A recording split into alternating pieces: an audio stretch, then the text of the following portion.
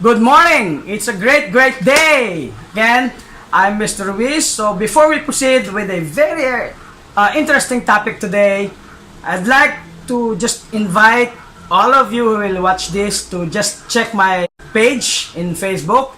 And you can also subscribe to my channel. Just click the subscribe. And if you want to get updated with very good videos, you can press the bell button for notification. Now, today I'll be talking about a very interesting topic called sales process. When we talk about sales process can be applied in different perspective of business. It can be applied in a pharmaceutical industry, it can be applied in a medical industry, dental industry, and all other processes that really has a marketing or sales department. So let's talk about it one by one. Usually when I train salespeople, we have what we call the 7. So we have 7 steps in doing so. So let's start with number 1. Number 1 is what I call introduction. When you talk about introduction, it's not just plain and simple, I want to introduce myself and this one. So it usually takes around 3 seconds for you to get the attention of the doctor or the client or any consumer or patients or even the managers and even the director that you are closing. No? So we have 3 foundations. Number 1, you have to introduce who you are. Alright, so just like, hi sir, I'm Mr. Roger Ruiz. That's it. Second is you have to introduce your company that you are representing. And number 3, you have to right there and then state the purpose of your visit. A lot of clients are busy, a lot of consumers they still have a lot of things to do. So we have to make it a point that we get there and show the purpose why we are seated in front of them or why we are standing in front of massive people. Okay? So you introduce yourself, introduce your company, and at the same time, you have to let them know your purpose or products or services. Number 2. So we're done with the introduction. We proceed with the number 2. It is very important. A lot of people don't know this. No, this is a secret that usually we have that are usually being applied of those who are a success in salesmanship. No, whatever you do, it's all marketing basically. Number 1, you have to use the word or you have to use the code, the strategy called IBS, and you must also consider the WIFM, WIFM. Let's talk about IBS. IBS is what I call initial benefit statement. So you have to get to the stand wherein you're going to talk the initial benefit statement of that particular account. So right there and then, your client will perceive that you're there to give them benefits. Alright? So you follow? Alright, let's proceed with WIFM. I'm sure salespeople, you have heard of this.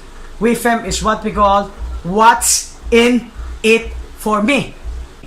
So clients, doctors, patients, they will definitely be asking you, what's in it for me? What's in it for me? What's in it for us?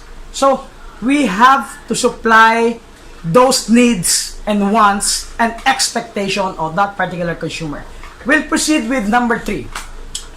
When we are done with the introduction and we're done with the IBS, initial benefit statement, this is the time where we detailed what we are offering. So this is what we call the detailed presentation of products and services, wherein this is where the training, this is your knowledge and skills will just come out so that you'll be able to provide better information for the buyers to have an informed decision.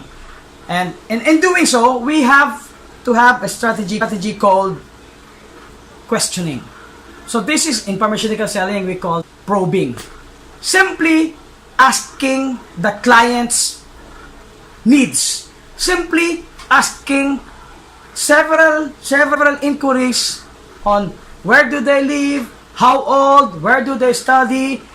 So this is very critical because based on the answers, you will be able to immediately respond to what are the needs of that specific clients. For example, in pharmaceutical selling, the med rep will ask, Doctor, what are the common cases in today's generation? What are the common cases or illnesses that the children will have? They usually have diarrhea. So immediately, based on the answer, you present the product that is for diarrhea. The same thing with the dentist. The dentists are closing a client.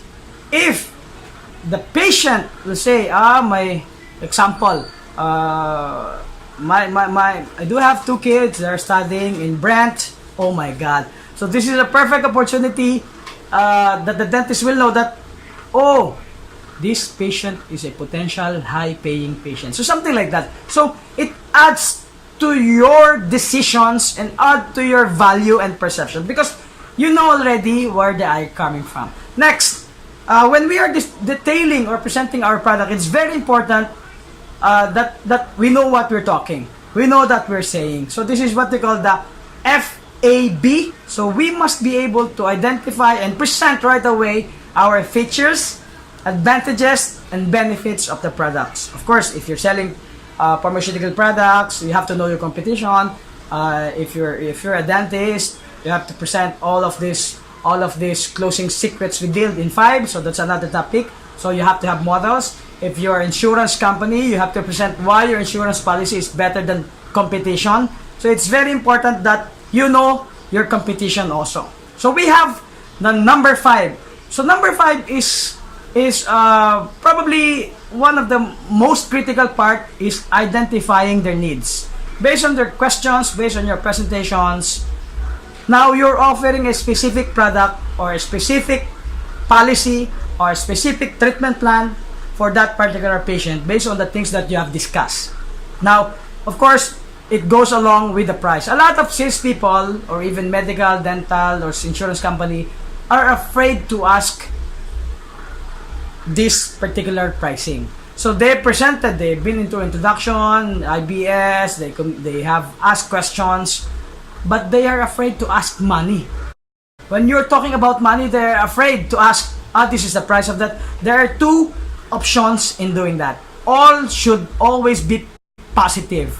And this is what we call selling in 2 positive options. Offering A, but also very good that you'll also benefit, it's still a closed deal. Offering B, still a closed deal. I'm going to tell you that this is a very useful technique and it's easy to that. It's easy to get it done. All right. So number 7, I think if those are important, this is the most important processes, and this is the most important process in sales processes. And this is what I call follow-up. If you want to have a continuous business, it is a must for you to do follow-up, right? So your business will be stable, it will not be stagnant, and you get to reach a level of maturity in terms of your sales success. Again, please like, share in Facebook and YouTube channel. You can also find Roche Ruiz MBA Marketing. So you'll have more tips there. So thank you very much and see you on the next video.